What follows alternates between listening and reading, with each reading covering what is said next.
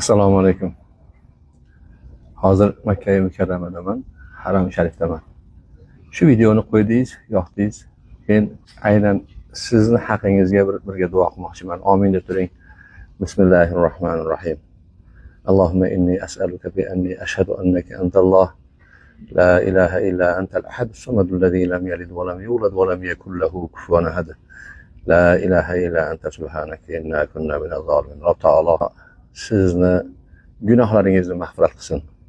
Alloh taolo sizni yanagi shu kunlargacha Baytullohga mehmon qilsin.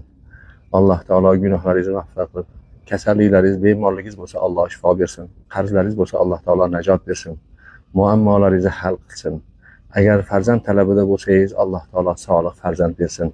Farzandlaringizga Alloh taolo hidoyat, iymon, ilm bersin. Ota-onalaringiz hayot bo'lsa, umrlarini uzoq qilsin. Vafot qilganlari bo'lsa, Alloh rahmatiga olgan bo'lsin.